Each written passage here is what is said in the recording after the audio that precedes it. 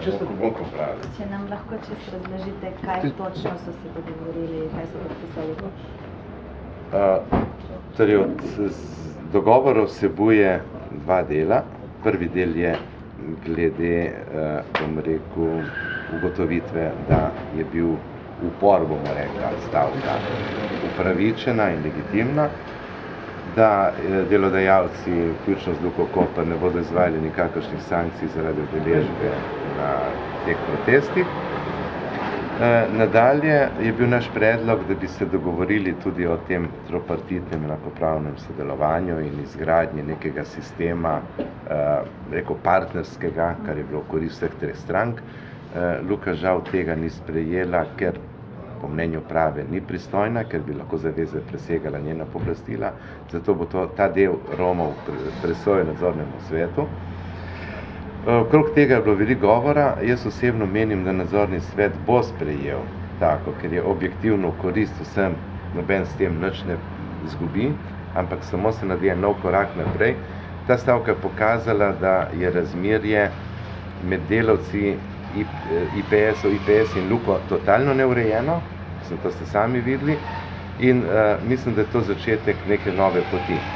Sindikati, ki si jim zastopal, niso ravno zadovoljni na koncu, vendar če objektivno pogledamo, in to sem poskušal dopovedati od začetka, ko so lahko bi rekel, da bom grdih besed uporabil, nek velik madež na naši vesti in ne samo Kopra, ampak tudi naše države, da se to dogaja, do tega dosegli so neko dostojanstvo. Dosegli so, mislim, da so upoštevanja vredni ljudje. In če se tega zavedajo z obljubo, da so partner v nekem nadaljnjem pogajanju, mislim, da je to z tega vidika najbolj pomembno. Jaz mislim, da je tle civilna iniciativa tista, ki je največ prinesla solidarnost tudi sindikata žerjavistov najprej in pa ostalih, ki so se pol priključili. Nenazadnje ste tudi vi tle naredili neko ogromno delo v zvezi s temi delavci. Oni so zahtevali 10%, pa je prišlo na 5%, pa še zakaj? Ja, jaz osebno mislim, da to sploh ni bistveno. Ja, torej gre za neko enomesečno izplačilo, ki nekoga morda zadovolji, pač tistega, ki ima neko finančno stisko, dolgoročno pa to jaz ne vidim nobenega pomena. Mislim, da je bolj pomembno, da se vzpostavi nek sistem, trajen sistem, kjer bodo ti partnerji lahko se konstruktivno dogovarjali vseh zadevah. Zdaj je rok 30 dni, če se ne motim, za določitve tarife. Kaj se zgodi, če pač do tega ne pride? No, ta del ni še sprejet. Ne, ta del ni sprejet. Rok 30-dnevni je, naj bi dobili soglasje oziroma stališče nadzornega sveta, na to bi se pa nadaljevali z dialogom.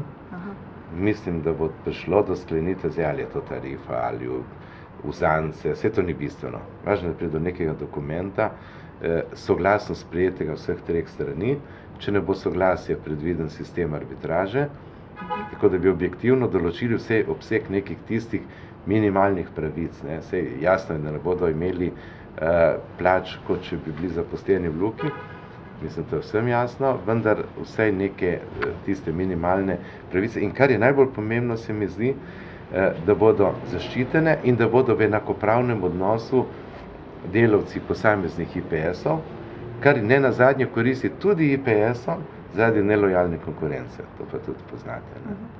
Kakšne možnosti imajo pa recimo potem ti delavci, če se to ne bi izvedlo?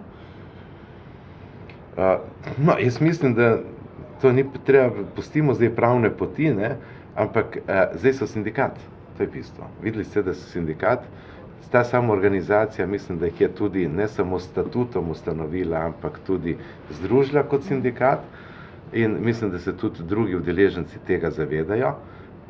In od sindikata do izvedbe neke organizirane akcije, pa ne mislim stavko, ampak zahtev, postavitev zahtev utemeljenih in uveljavljanja teh pravic, ki so jim pripadajo in ki do zdaj jih niso imeli, mislim, da ni velik korak. Ne vidim možnosti, da ne bi uspeli. Končno, če gledamo prav zelo grdo, morajo ostali udeleženci, torej IPS in Luka, zdaj računati, da imajo še nekega nov subjekt v Luki in to so sindikat delavci pri IPS-ih. In to je bistveno.